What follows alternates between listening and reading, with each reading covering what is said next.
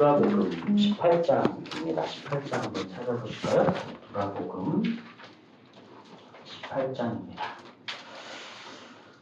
우리가 오늘은 누가복음 18장에 예수님의 말씀을 통해서 하나님의 나라는 누구의 것인가? 하나님의 나라는 누구의 것인가? 라는 제목으로 설교를 같이 나누겠습니다. 누가복음 18장 이 전체는 몇 가지 비유와 만남들이 나오는데 그 주제는 사실 모두 동일합니다. 누가복음 18장 전체가 한 가지 주제를 다루고 있습니다. 오늘은 15절에서 18절까지만 같이 읽겠습니다. 15절에서 18절까지 같이 읽겠습니다. 찾으셨으면 우리 같이 읽겠습니다. 사람들이 예수께서 만져주심을 바라고 자기 어린아이를 데리고 오매 제자들이 보고 꾸짖거늘 예수께서 그 어린아이들을 불러 가까이 하시고 이르시되 어린아이들이 내게 오는 것을 용납하고 금하지 말라. 하나님의 나라가 이런 자의 것이니라. 내가 진실로 진실로 너희니 누구든지 하나님의 나라를 어린아이와 같이 받아들이지 않는 자는 결단코 거기 들어가지 못하리라 하시니라. 어떤 관리가 물어 이르되 선한 선생님이여 내가 무엇을 하여야 영생을 얻으리까? 네. 보시면 하나님의 나라는 어린아이와 같은 자의 것이다. 이게 예수님의 오늘 말씀이죠. 사실 이 말씀이 마태복음, 마가복음에도 동일하게 나오는 구절입니다. 이 부분도 같이 찾아보겠습니다. 이 세 군데 똑같이 나온다는 건 뭐예요? 중요한 말씀이라는 거죠. 마태복음 19장 13절에서 16절 보시면 제가 읽어드릴게요. 그때 사람들이 예수께서 안수하고 기도해 주심을 바라고 어린아이들을 데리고 오매 제자들이 꾸짖거늘 예수께서 이르시되 어린아이들을 용납하고 내게 오는 것을 금하지 말라. 천국이 이런 사람의 것이니라 하시고 그들에게 안수하시고 거기를 떠나시니라. 어떤 사람이 주께 와서 이르되 선생님이여 내가 무슨 선한 일을 하여야 영생을 얻으리이까? 이 똑같은 말씀이 마가복음 10장 13절에서 17절에도 나옵니다. 제가 읽겠습니다. 사람들이 예수께서 만져주심을 바라고 어린아이들을 데리고 오매 제자들이 꾸짖거늘 예수께서 보시고 노하시어 이르시되 어린아이들이 내게 오는 것을 용납하고 금하지 말라. 하나님의 나라가 이런 자의 것이니라. 내가 진실로 너희에게 이르노니 누구든지 하나님의 나라를 어린아이와 같이 받들지 않는 자는 결단코 그곳에 들어가지 못하리라 하시고 그 어린아이들을 안고 그들 위에 안수하시고 축복하시니라. 예수께서 길에 나가실새 한 사람이 달려와서 꿇어앉아 묻자오되 선한 선생님이여 내가 무엇을 하여야 영생을 얻으리이까? 다 똑같죠. 지금 세 군데 복음서를 다 봤는데 똑같습니다. 오늘 본문 누가복음도 그렇고 마태복음, 마가복음도 그렇고 제가 의도적으로 한 절을 더 추가해서 같이 이렇게 읽은 거를 알 수 있으실 거예요. 세 복음서 모두에서 보시면 하나님의 나라는 어린아이와 같은 자들의 것이다 라는 예수님의 말씀에 이어서 모두가 똑같이 부자 청년 이야기가 소개되고 있는 게 보이실 겁니다. 그것은 무슨 의미예요? 어린아이와 같은 자들이 누구인가에 대해서 대조법을 통해서 부연 설명을 하는 것이다 라고 보시면 됩니다. 오늘 본문 17절 제가 한번 다시 읽어볼게요. 내가 진실로 너희에게 이르노니 누구든지 하나님의 나라를 어린아이와 같이 받아들이지 않는 자는 결단코 거기 들어가지 못하리라 하시니라. 예수님이 진실로 결단코 이런 표현을 쓰면서까지 엄청 단호하게 말씀하셨죠. 하나님의 나라는 어린아이와 같은 자들의 것이다 라고 예수님께서 분명하게 확정하셨습니다. 자, 그럼 어린아이와 같은 자들은 어떤 자들을 말하는 것인가? 이게 이제 오늘 설교에서 같이 나눌 거겠죠. 이게 그냥 육체적인 나이가 어린 그런 걸 말하는 거는 아니라는 거는 금방 아실 거예요. 예수님은 지금 어린아이들의 어떤 특징을 두고 이런 말씀을 하시는 겁니다. 자, 아이들의 순진무구함, 해맑음, 그런 거 얘기하시는 걸까요? 그런데 아이들이 정말 순진무구하고 해맑기만 합니까? 이 걸러내지 않는 그 이기심과 죄성이 막 오히려 힘든 적이 많잖아요. 아이들의 그런 자연적인 특성을 두고 예수님께서 지금 말씀하시는 거라면 우리는 모두 순진무구하고 해맑은 모습으로 살아가면 되는 거겠죠. 아이들의 그 순진무구함과 해맑음 이런 거는 아이들이 자기의 이기심이 보호받을 때 나타나는 특성들이지 부모가 만약 자기 이기심을 꺾으려 할 때는 아마도 그렇게 순진무구하고 해맑게 아이들이 나오지는 않을 겁니다. 아이들도 엄청 으르렁거릴 거예요. 아이들은 결코 자연인 상태로 의인이 아닙니다. 아이들도 마찬가지로 죄인들이죠. 그건 분명합니다. 그 죄인의 상태로 천국에 들어가지 못하는 것은 어린아이들도 다 마찬가지입니다.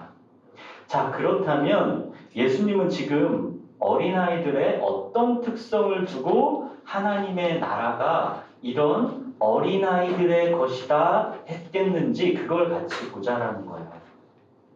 우선 예수님이 이 땅에 사셨던 당시의 시대 상황이랑 오늘날 시대 상황이 다르다라는 것을 염두에 두실 필요가 있습니다. 오늘날은 어린아이들이 왕이죠. 아이들은 부모님과 사회에서 극진한 대우를 받습니다.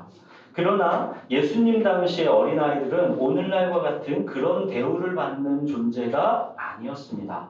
일단 그 당시 유대 사람들은 성인 남자만 숫자에 넣었다는 얘기는 많이 들어보셨죠. 여자랑 어린아이들은 사람 취급을 못 받던 시대입니다. 전형적인 사회적인 약자를 말하는 거예요.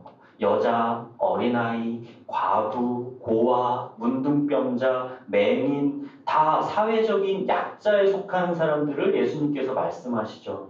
오늘날도 우리나라랑 같은 이런 부자 나라가 아니라 아프리카나 이 중동의 그 빈곤한 지역의 아이들을 한번 생각해 보십시오. 오히려 그 아이들이 예수님 당시에 이 아이들과 그나마 비슷하다고 할 수 있습니다. 어른들이 자기 먹고 살 거와 자기 보호도 하기 힘든 상황이니까 어린아이들을 돌볼 처지가 못 되는 거예요. 어린아이가 자기가 건강해서 스스로 살아남으면 그냥 다행인 거죠. 그렇게 빈곤 지역 아이들의 처지, 이게 그 당시 예수님 당시 아이들의 형편이라는 거예요. 일단 시대로 보면 예수님은 그런 어린아이들을 두고 오늘의 이 말씀을 하시는 겁니다. 자, 이 아이들의 특징을 그럼 가만히 살펴봅시다. 아이들은 자기가 자기를 스스로 보호할 수 없다라는 것을 본능적으로 압니다. 자기에게는 그럴 능력이 전혀 없다라는 것을 아이들은 본능적으로 알아요. 그래서 부모를 의지하던 누구를 의지하던 의지해야 할 대상이 있어야지 자기가 살 수 있는 겁니다. 아이들은 부모가 돈을 벌어와서 먹이지 않으면 먹을 수가 없고 입히고 재우지 않으면 살 수가 없는 그런 존재들입니다. 아이들은 자기 힘으로 자기를 살아가게 할 수 있는 능력이 없어요. 그래서 아이들은 부모를 철저하게 의존할 수밖에 없는 존재입니다. 살려면 다른 방법이 아이들에게는 없습니다. 그렇다고 이 아이들이 그 철저한 무능력 때문에 내일 뭘 먹고 살지를 걱정하고 염려하냐면 그렇지가 않죠. 아이들은. 걱정과 염려라는 거는 어느 정도 자기에게 생존의 능력이 있는 사람이 하는 거지 완전히 무력한 사람은 걱정과 염려라는 게 있을 수가 없어요. 그냥 아이들은 부모를 완전히 의지하고 100% 믿고 사는 거예요. 부모가 먹이고 입히고 재우면 그냥 좋아라 하는 것이고 만약에 부모가 그렇게 못하면 염려하고 걱정하는 게 아니라 그냥 죽는 거예요. 아이들의 특징은 걱정과 염려가 없습니다. 돌봄을 못 받으면 그냥 죽는 것이지 그 이전에 어떤 걱정이나 염려가 들어갈 만큼도 전혀 자기 능력이 없다라는 게 아이들의 특징입니다. 아이의 운명은 그냥 어떤 부모를 만났느냐가 전부입니다. 예수님은 지금 어린아이들의 바로 이런 특성을 두고 오늘의 말씀을 하시는 거예요. 아이들이 스스로는 아무것도 할 수 없고 보호자의 도움만이 아이의 살 길인 것. 이것이 예수님이 하나님의 나라는 어린아이와 같은 자들의 것이다 했을 때의 그 의미입니다. 어린아이들의 이런 철저한 의존성, 이것 때문에 어린아이들은 예수님께로 무조건 나아가는 거죠. 그 당시 아이들의 형편은 질병과 가난의 속수무책이었습니다. 아이 때 그냥 죽는 비율도 엄청 높은 거죠. 그래서 부모들도 자기들이 아이들을 질병과 가난에서 책임지고 돌볼 형편이 못 되니까 아이들을 예수님께 데려오는 거예요. 예수님, 우리 아이들에게 안수기도 해주세요. 우리 아이들을 질병에서 구원해 주십시오. 우리 아이들이 이 질병과 가난이라는 험난한 현실에서 목숨을 유지할 수 있도록 예수님께서 보호해 주십시오. 이런 절박한 마음으로 아이들을 예수님께 데려온 거예요. 예수님은 그렇게 나오는 아이들을 막지 말아라. 하나님의 나라는 이런 자의 것이다 라고 오늘 그러신 겁니다. 예수님께 나아가는 자, 하나님의 나라는 이런 자의 것이라는 거예요. 예수님이 천국은 어린아이와 같은 자들의 것이다 말씀하시고는 자, 뒤이어 바로 대조법으로 성경이 부자 청년의 이야기를 똑같이 배치합니다. 어린아이와 같지 않은 게 무엇인지를 보여주는 거예요. 무엇이 어린아이와 같지 않은 건지. 자, 그럼 어린아이와 같지 않은 게 무엇입니까? 그 18절에 그 핵심이 나오는 거예요. 내가 무엇을 하여야 영생을 얻으리이까? 내가 무엇을 하여야 영생을 얻으리이까? 영생을 얻기 위해서 내가 무엇을 할 수 있다라는 생각, 이 자체가 어린아이와 같은 자에게는 있을 수 없는 생각입니다. 그런데 부자 청년은 겸손한 듯 보이지만 무언가에 지금 갇혀 있는 거예요. 내가 무엇을 해야 하나님의 마음에 들 수 있을까? 내가 무엇을 해야 하나님의 나라에 합당하다고 여겨질 만한 자격을 갖출 수 있을까? 부자 청년은 그래서 열심히 계명을 지키며 살았습니다. 자기 나름대로는 그야말로 최선을 다하면서 살아온 거죠. 하나님의 마음에 들고 싶어서. 인간적으로 보면 얼마나 훌륭해요. 교회에 부자 청년 같은 사람만 이렇게 모여 있어도 얼마나 이 교회가 번듯하게 돌아가겠어요. 하나님 마음에 들고 싶어서 최선을 다하는 사람들이 모여 있는데 얼마나 이 교회의 일이 활동적으로 진행되겠느냐는 거죠. 그런데 예수님이 이 부자 청년을 시험에 들게 하죠. 너 정말 잘 살아오고 있는데 한 가지 부족한 게 있구나. 네가 갖고 있는 재물을 다 팔아서 가난한 자들에게 나눠주고 너는 그때 나를 따라라. 이러십니다. 자, 예수님은 베드로, 안드레, 요한 이런 제자들을 부르실 때 이런 요구를 한 번도 하신 적이 없어요. 그런데 유독 이 부자 청년에게는 갖고 있는 재물을 다 팔아서 가난한 사람을 주고 그 후에 따르라고 지금 예수님이 하십니다. 그랬더니 그 부자 청년이 재물이 너무 많은 큰 부자였기 때문에 예수님의 말씀을 듣고 심히 근심하고 돌아갔다 그럽니다. 예수님이 그래서 그러시잖아요. 낙타가 바늘귀로 들어가는 것이 부자가 하나님 나라에 들어가는 것보다 쉽다. 자, 이쯤에서 한번 물어보겠습니다. 어린아이와 같이 철저하게 가난해서 먹여주면 살고 안 먹여주면 죽을 수밖에 없는 오직 의존할 수밖에 없는 그 가난함이 복입니까? 아니면 큰 부자라 먹고 살 걱정은 전혀 없는 그 부자 청년이 복입니까? 둘 다 복은 아니에요. 가난함 자체가 무슨 복이에요? 그거는 처절한 고통이고 힘든 거죠. 그건 절대 복이 아닙니다. 그건 말도 안 되죠. 그렇다고 자, 이 큰 부자면 그게 복이냐? 그것도 아니라는 거예요. 이 세상의 관점에서는 당연히 큰 부자가 복이죠. 그러나 오늘 누가복음 18장에서 예수님이 말씀이 보여주는 게 뭐냐면 결코 부유함 자체는 복이 아닐 뿐만 아니라 진정한 복으로 들어갈 수 있는 기회조차가 희박해지게 되는 불행일 수 있다는 거예요. 예수님 없이도 삶이 행복하고 즐겁고 성취에 만족함에 이게 바쁘다면 이런 사람이 과연 어떻게 누가복음 18장처럼 이 과부처럼 거기에 보이는 세리처럼 거기에 나오는 맹인처럼 예수님을 찾을 수 있겠냐는 거죠. 낙타와 바늘구멍 얘기를 말씀하시는 거죠. 우리에게 복은 예수 그리스도 한 분뿐입니다.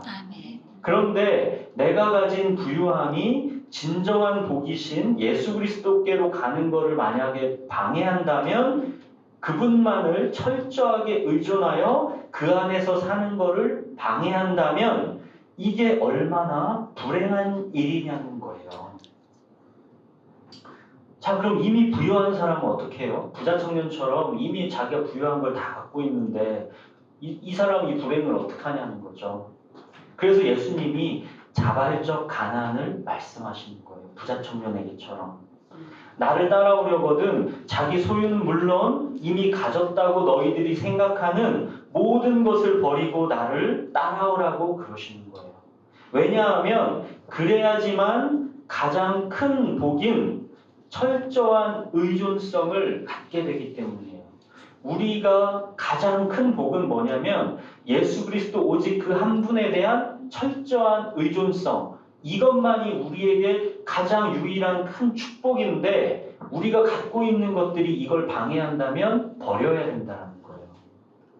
우리가 갖고 있는 것 때문에 그 복을 얻지 못한다면 우리는 진짜 불행한 자라는 것을 오늘 예수님이 말씀하는 거예요. 그래서 부자가 낙타가 이 바늘구멍에 들어가는 것처럼 이 하나님의 나라, 이 철저한 예수 그리스도에 대한 의존성을 갖기가 어렵다라는 걸 말씀하시는 거죠.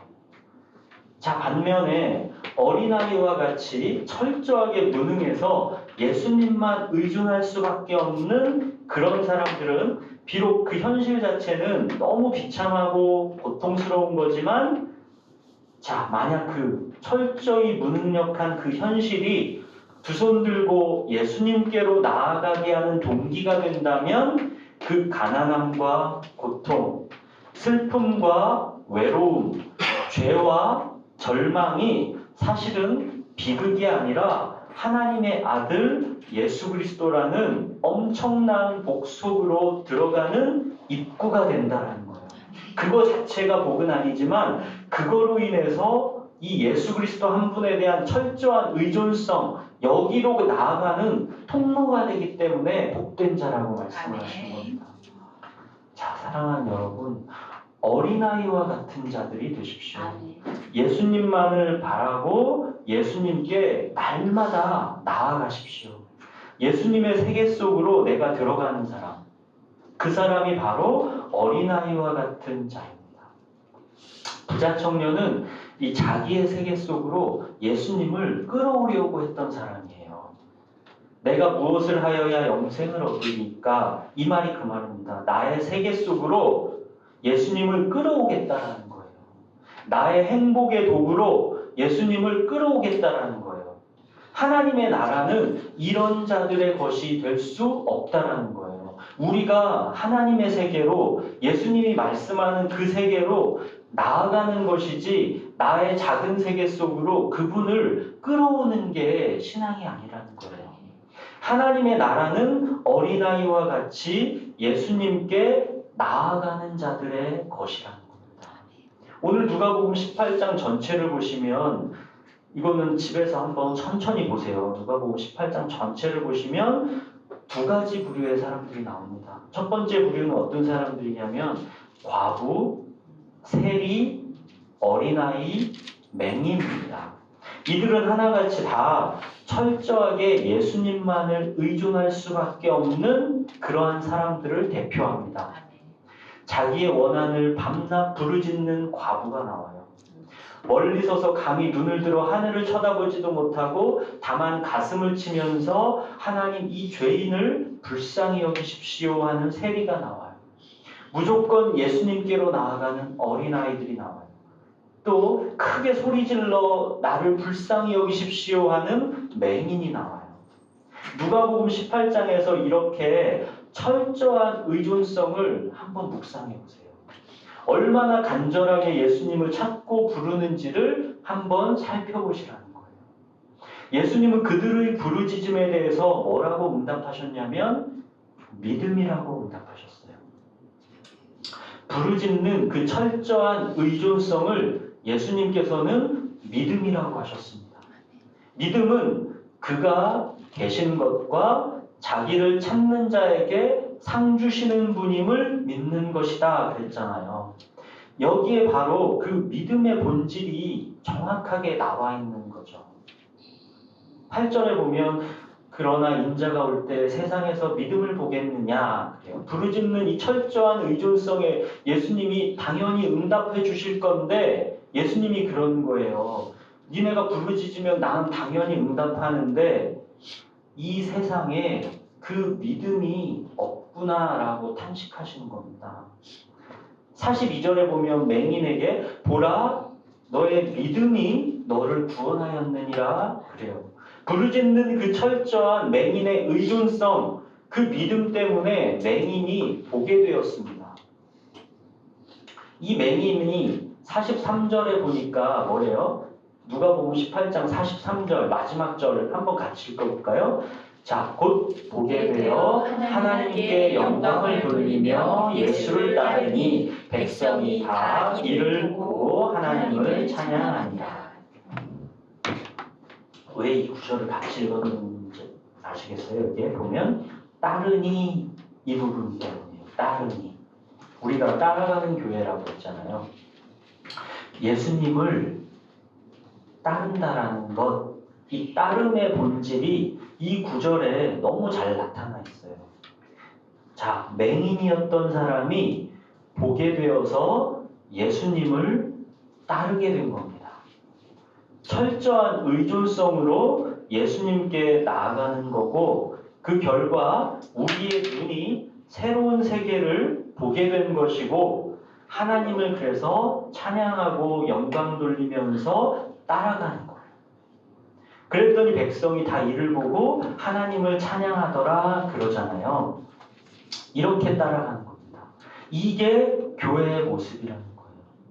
과부, 세리, 어린아이, 맹인 이들처럼 철저하게 예수님만을 의존하면서 따라가는 것 이것이 하나님과의 동행입니다. 누가복음 18장에 나오는 또 한 부류의 사람들이 나와요. 이거 기억하셔야겠죠.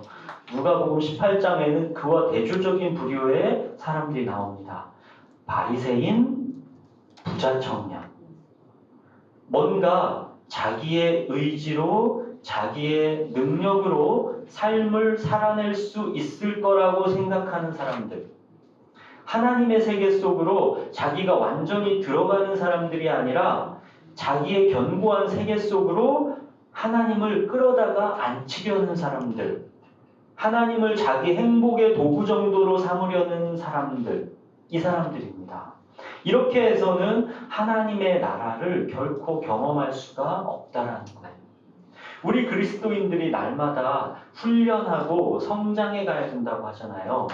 그 훈련의 내용, 성장의 내용이 결국 뭐예요? 바리새인과 부자 청년처럼 하나님의 계명, 율법 이런 거 철저하게 지켜나가려는 노력, 그게 핵심일까요? 그게 아닙니다.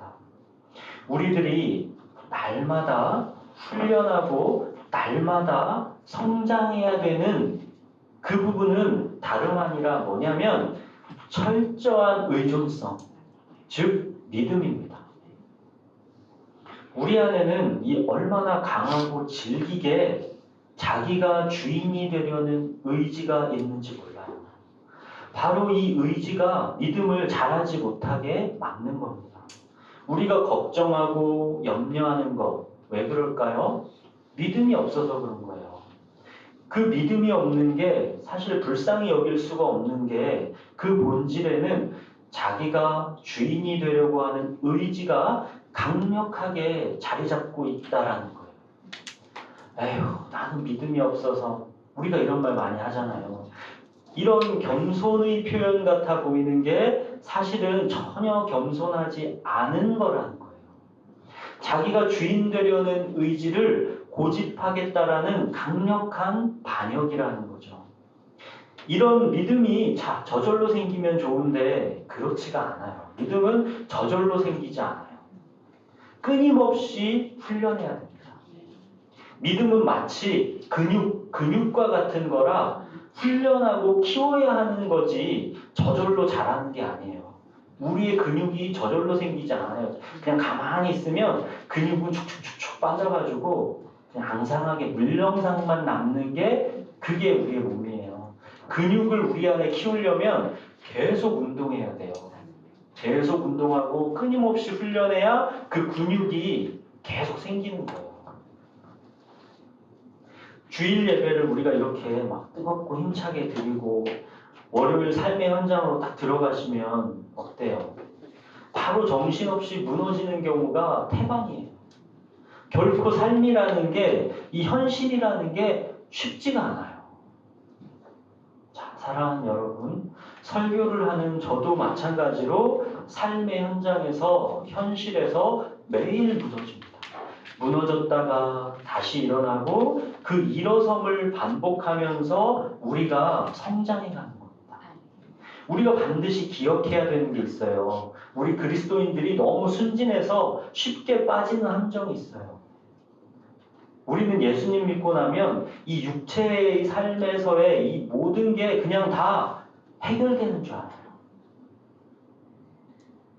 근데 막상 삶의 현실이 녹록지 않으니까 혼란스럽고 믿음을 의심하게 되고 그렇게 되는 거예요. 이 육체의 삶에서 모든 게 그냥 다 해결되는 게 아니에요. 결코. 삶은 복잡합니다. 삶은 어렵습니다. 이 두 가지 사실을 분명하고 확실하게 기억하셔야 돼요. 삶은 복잡하고 어려워요. 어른들의 삶만 그런 게 아니에요. 예지, 예완이, 얘네들의 삶도 복잡하고 어려워요. 이 삶의 현실이 복잡하고 어렵고 우리의 감정도 복잡하고 어렵잖아요. 내 마음이 막 마음 같지 않잖아요. 하나님 안에서 잘 살려고 하는데 내 마음에 보면 이런 흉측한 죄성이 나한테 언제 있었나 싶을 만큼 막 그러기도 하고 이 감정이라는 것도 복잡하고 이 나의 존재 자체도 복잡하고 내가 처한 현실도 복잡하고 이 삶이라는 것 자체가 복잡하고 어려운 게 그게 우리가 처한 현실이라는 거를 기억하셔야 된다는 거예요. 이 복잡하고 이 어려운 거 이거를 우리가 너무 단순하고 쉽게 막 억지로 막 만들려고 하니까 신앙인이면 당연히 막 그래야 될 것처럼 막 그렇게 여기니까 막 모순에 빠지는 거예요.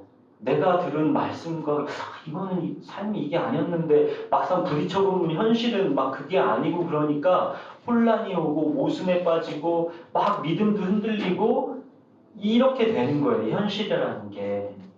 삶이, 현실이, 인생이, 우리의 감정이, 우리의 처한 상황이 복잡하다라는 거, 어렵다라는 거, 이거를 반드시 기억하셔야 돼요. 예수님 믿으면 모든 게 저절로 잘 풀렸으면 좋겠는데, 내 마음대로 다 됐으면 좋겠는데, 삶이라는 건 결코 그렇지 않다라는 거를 기억하셔야 됩니다. 우리의 삶이라는 게 잘 정돈된 어떤 제한된 영역에서 마치 어떤 실험실 환경에서처럼 잘 통제되고 그런 게 결코 아니라는 거예요. 생각의 문제이든 우리 감정의 문제이든 관계의 문제이든 직장의 문제이든 가정의 문제이든 현실이라는 거는 일단 뭐냐? 복잡하고 어렵다라는 거를 기억하고 여러분의 신앙을 출발하셔야 됩니다. 그 복잡하고 어려운 현실 속에서 하나님이 우리와 함께 하시는데, 자, 우리가 잊고 살거나 무시하기 쉬운 거는 이 막 복잡하고 이 어려운 환경 속에서 이 그런 복잡하고 어려운 이 현실이 신앙생활을 방해한다고 여기는 거예요. 복잡하고 어렵고 힘들고 이 괴로운 현실이 나의 신앙생활을 방해한다라고 우리가 은연중에 생각하는 것, 그거는 엄청 큰 착각입니다. 그게 아니라는 거예요. 그게 결코 우리의 신앙생활을 방해하지 않습니다. 우리의 상황과 환경이 어떠한지는 우리 신앙생활의 유불리랑 전혀 무관해요. 하나님께서 주권과 섭리 가운데 통치하신다라고 우리가 믿는데 이게 말이 안 되는 거잖아요. 하나님이 주신 현실이고 하나님이 주신 상황인데 이게 내 신앙생활에 방해가 된다면 그거 자체가 이게 말이 안 되는 거잖아요. 우리가 말씀 보고 기도하고 사랑하는 교회 가족들 만나서 교제하는 이런 상황과 환경에서만 하나님이 계실까요? 이 복잡하고 어려운 나의 상황, 현실이 바뀌지 않으면 그럼 하나님과의 동행은 불가능한 걸까요? 그게 아니라는 거예요. 이렇게 설교하는 저도 이게 되게 쉽지가 않습니다. 마찬가지로 여러분처럼 너무 어려워요. 예수님을 보면 근데 어떠셨어요? 예수님은 어떤 상황, 어떤 조건에서도 하나님과 함께 하셨고 그 상황과 조건을 예수님께서 억지로 바꾸려고 하지 않으셨습니다. 본인의 육체에 한계가 있어가지고 모든 사람을 고칠 수 없으면 그냥 받아들이셨어요. 이게 얼마나 어려워요. 자기가 고치면 이 사람이 죽을 병에서 나아요. 근데 자기의 육체는 한계가 있잖아요. 밥도 드셔야 되고 하나님 안에서 기도도 해야 되고 다른 일도 해야 되고 예수님은 예수님대로 하나님 안에서 주어진 삶의 일들이 있기 때문에 맨날 죽을 병 걸린 사람들 만나서 고칠 수가 없잖아요. 내가 만나서 기도해주면 제가 죽을 병에서 나으는데 그걸 못 하시는 거예요. 주어진 현실 속에서. 근데 그것 또한 예수님께서 받아들이셨다라는 거예요. 병 고치는 일에만 온 시간을 쏟아붓느라고 하나님과의 고요한 기도 시간을 양보했냐면 그게 아니라는 거예요. 예수님은 그냥 주어진 본인의 조건, 상황, 이거를 그냥 다 받아들이셨다라는 거예요. 하나님의 계획, 하나님이 지시하시는 방향, 하나님의 주권과 섭리에 예수님은 순종하고 부드러운 마음으로 그렇게 따라가셨다는 거예요. 그게 어떤 상황이든지. 이것이 예수님께서 보여주셨던 삶의 방식입니다. 예수님은 죽으러 오셨잖아요. 이 죽으러 오신 분이 이 땅에서 보여주신 삶의 모습은 긴장과 적대와 이 바쁜 시간들 속에서도 여유와 고요한 평안, 이걸 보여주신 거예요. 우리는 하나님을 어떤 감정적인 열정 상태, 그 상태에서 소유하려는 경향이 우리 안에 강해요. 하나님과의 어떤 교감을 내가 가졌다. 그 느낌, 그 감정을 내가 가졌다. 이걸 우리가 갈망한다는 거죠. 그런데 우리의 삶의 환경이 복잡하고 어려우니까 우리가 원하는 그 뜨거운 느낌이 그렇게 쉽게 우리한테 허락되지 않는 거예요. 그러니까 우리가 여기서 침체되고 넘어지고 그렇습니다. 우리는 이 현재라는 시간을 살아야 돼요. 과거도 아니고 미래도 아닙니다. 우리는 이 현재라는 시간을 살아가는 거예요. 이 현재라는 시간이 내 마음에 안 든다고 해서 이 상황과 조건이 다 해결되고 그때 좀 더 완전한 동행을 하나님과 누리겠다라고 하면 이게 사실 말이 안 되는 거예요. 그 현재라는 시간을 주님께서 통치하고 계시고 주님의 주권과 섭리 안에 있다라는 그 현재인데 우리가 그거를 무시하고 막연하게 내가 하나님의 말씀과 기도 안에서 뭔가 더 좋은 환경 속에서 그걸 이 미래만 기대하면서 우리가 하나님과의 동행을 얘기한다면 그거는 하나님을 믿는 믿음이 아니라는 거예요. 자, 이 복잡하고 어려운 삶의 현실 속에서 일체의 비결을 배운 사람이 성경 속에 소개되죠. 일체의 비결을 배웠다. 누구예요? 바울이죠. 바울. 빌립보서 4장 12절 13절에 보면 나는 비천에 처할 줄도 알고 풍부에 처할 줄도 알아 모든 일, 곧 배부름과 배고픔과 풍부와 궁핍에도 처할 줄을 아는 일체의 비결을 배웠노라. 그래요.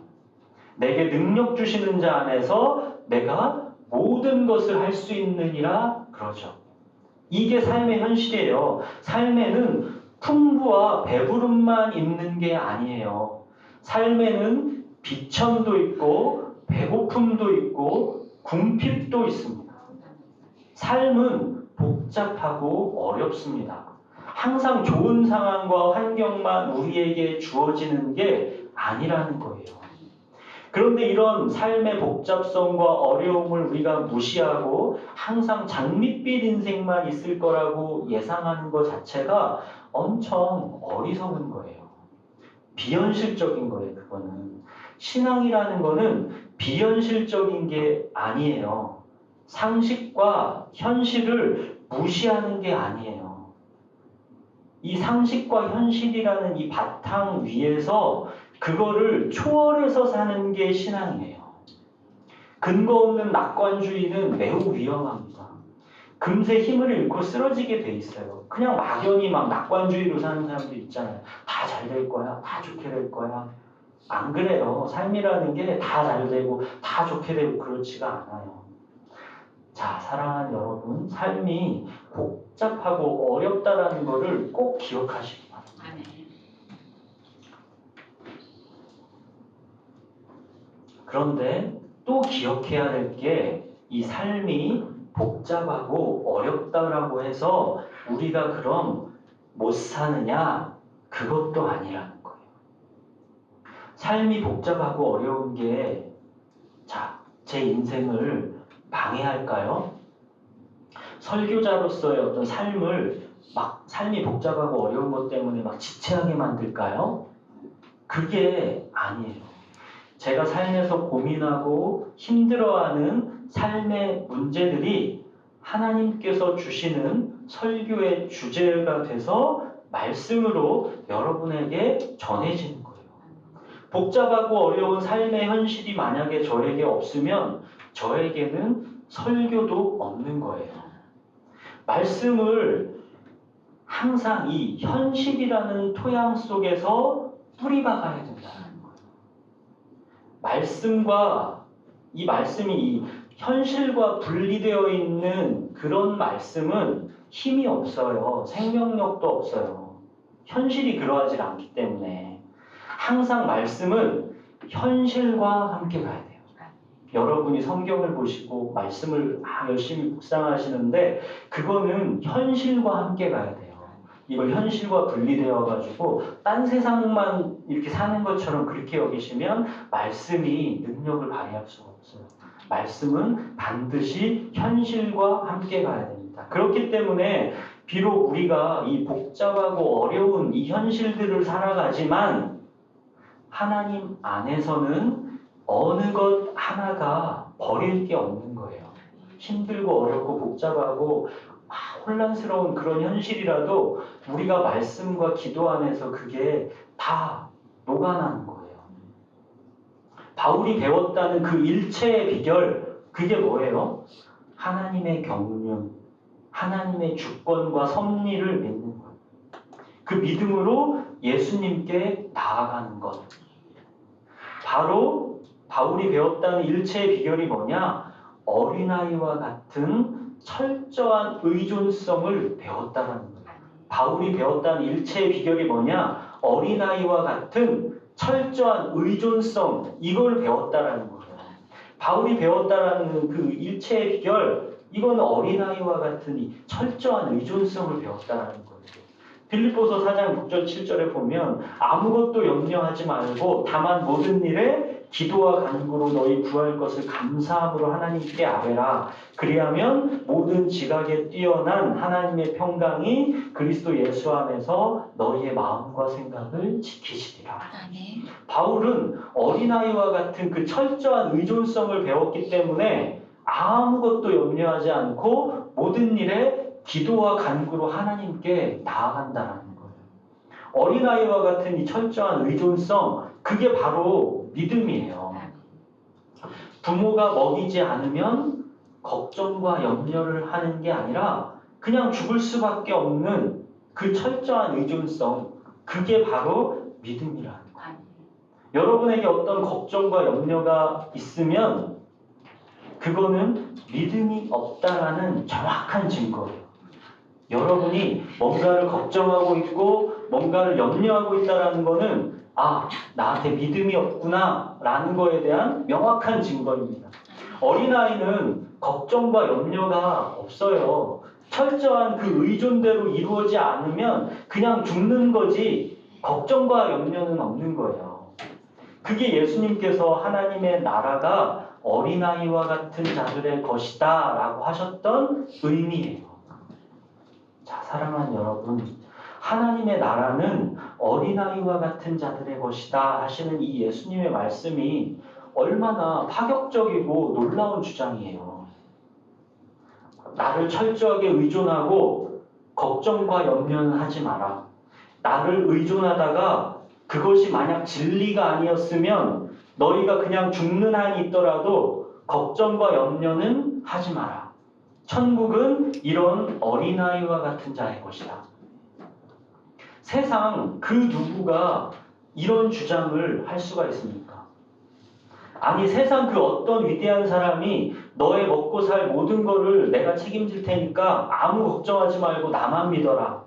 그 믿음대로 이루어지지 않으면 죽을 수밖에 없는 그런 절박한 상황인데도 그런 주장을 펼칠 수 있는 이런 사람이 누가 있겠어요? 만약 있다라면 부모가 자식에게 그럴 수 있겠죠. 그렇지만 그것도 돈 좀 있는 부모가 돈 문제 이 정도 책임질 수 있다라는 수준이지, 아이의 질병, 이 아이의 학교에서의 인간관계, 아이의 미래, 이런 거를 부모가 책임질 수는 없어요. 부모는 자기도 자기 삶을 책임지지 못하는데 어떻게 자식의 삶을 책임져요? 누구도 이런 주장을 펼칠 수 있는 사람은 없어요. 철저하게 나만 믿고 나만 의존해라. 내가 너의 모든 삶의 모든 것을 다 책임지겠다. 이런 주장을 하실 수 있는 분은 오직 한 분뿐이십니다. 살아계신 하나님의 아들이신 예수 그리스도만이 이런 주장을 우리에게 하실 수가 있는 거예요. 이 철저한 의존성으로 아무 걱정과 염려 없이 살아갈 수 있게 된 것, 하나님께서 나의 모든 삶을 책임져 주시게 된 것, 이 모든 것을 우리에게 가능하게 해주신 게 뭐예요? 이게 바로 예수 그리스도의 십자가의 대속이에요. 예수님께서 이걸 주시려고 십자가에서 죽으신 거예요. 이렇게 철저하게 의존할 수 있는 관계가 그냥 저절로 우리에게 복으로 주어진 게 아니에요. 그리스도의 피로 우리의 죄의 값을 다 치러주시고 하나님께로 나아갈 수 있는 유일한 길을 만들어주셨기 때문에 이것이 가능해진 거예요. 그리스도인의 삶의 중심은 그래서 언제나 예수 그리스도의 십자가입니다. 항상 여기서 출발하셔야 돼요. 항상 그리스도의 십자가를 그래서 바라보셔야 돼요. 우리는 상시간에 갇혀 사는 존재가 아니에요. 그리스도의 십자가의 대속으로 우리는 이미 십자가에서 죽었어요. 우리는 새로운 피조물이 된 거예요. 이게 구원입니다. 새로운 피조물에게만 가능한 일이에요. 새로운 피조물에게만.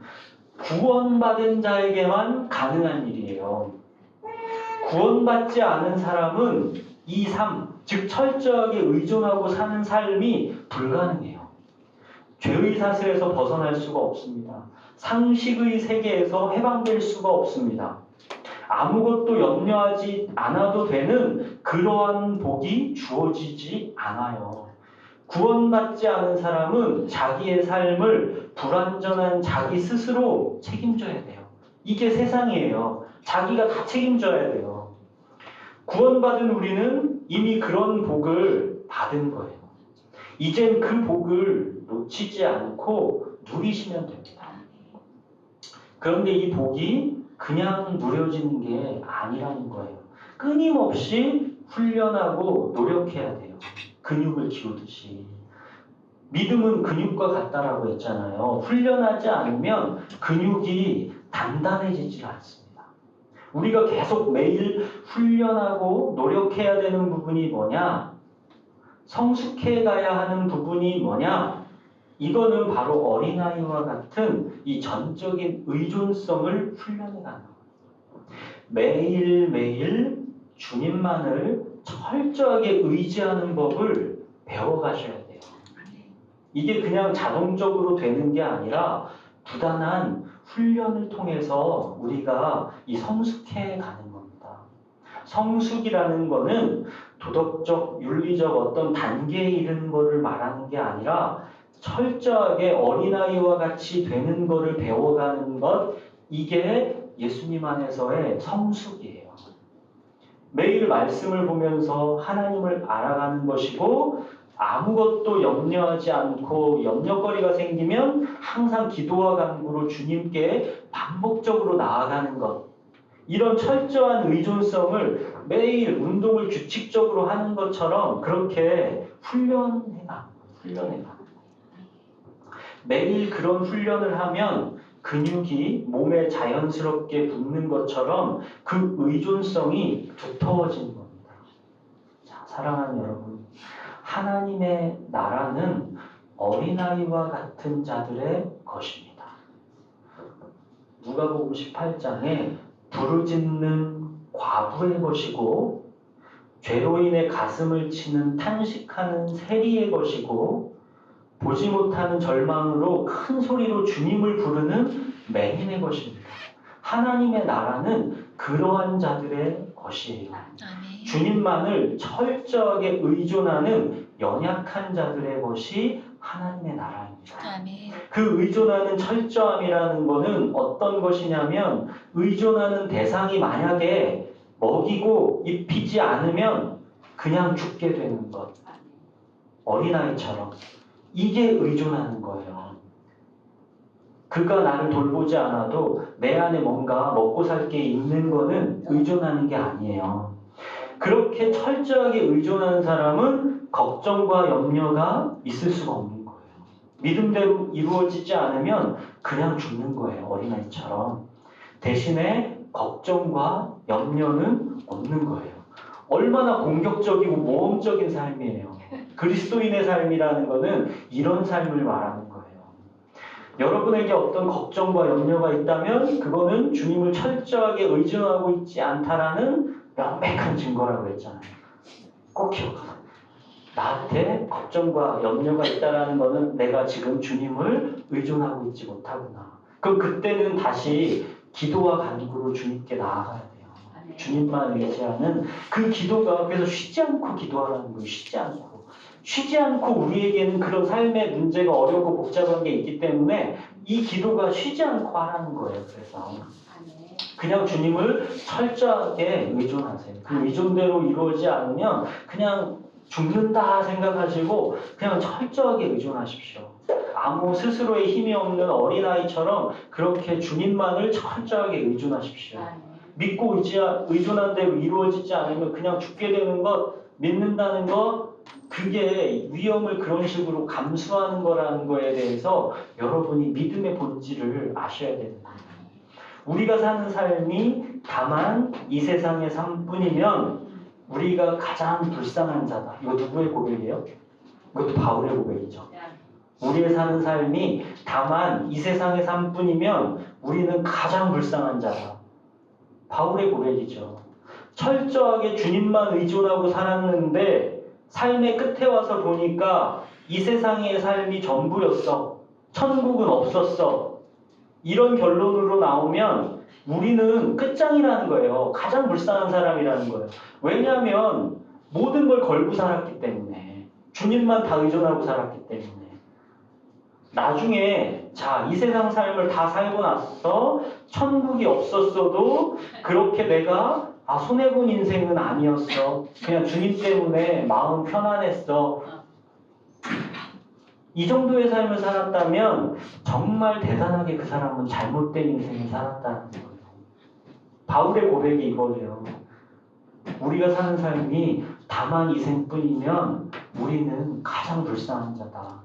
여러분이 여러분의 삶을 돌아볼 때 내 삶이 이 세상이 전부면 나는 진짜 끝장이구나. 난 진짜 가장 불쌍한 자구나. 그러한 게 여러분 안에 들어올 때 내가 주님을 진짜 의존하고 믿음으로 살고 있구나 라는 게 되는 거예요.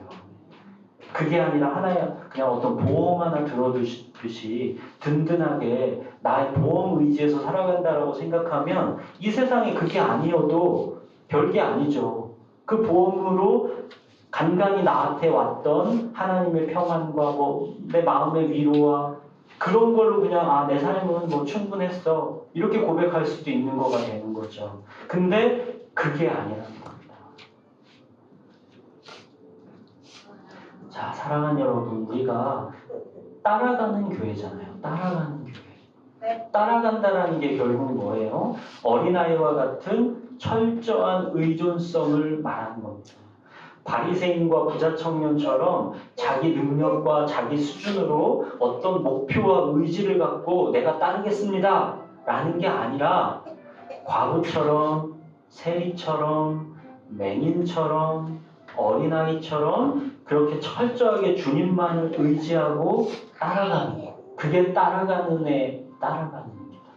예수님이 말씀하시는 양과 목자의 관계가 그거잖아요. 양과 목자의 관계. 딱 이거잖아요. 양은 목자가 없으면 그냥 죽어요. 양은 목자가 없으면 그냥 죽어요. 목자의 돌봄이 없으면 양은 살 수가 없습니다. 예수님은 그래서 양과 목자의 관계로 우리와 당신의 관계를 설명하시는 거예요. 양은 목자가 없으면 죽기 때문에 우리에게 목자이신 예수님이 없으면 우리는 그냥 죽는 거예요. 그게 철저한 의존성입니다. 자, 사랑하는 여러분, 누가복음 18장에 어린아이처럼 과부처럼 세리처럼 맹인처럼 철저하게 하나님만을 의존하며 따라가는 저와 여러분이 되길 바랍니다. 아무 걱정도 아무 염려도 하지 마십시오. 우리가 철저하게 의존하는 분은 다름 아니라 살아계신 하나님이십니다. 우리의 모든 상황을 다 아시고 주권적으로 통치하시는 분이에요. 하나님의 나라는 그렇게 철저하게 하나님을 의존하는 사람들의 것입니다. 하나님의 나라가 내 것이 된다는 것이 얼마나 놀라운 축복인지 이걸 매일매일 맛보아 알아가는 저와 여러분이 되었으면 좋겠습니다. 주님이 우리의 목자이시기 때문에 양인 우리들은 아무런 부족함이 없습니다. 시편 23편 주님이 나의 목자시기 때문에 우리는 아무 부족함이 없어요. 목자이신 주님만을 철저하게 의존하십시오. 기도를 같이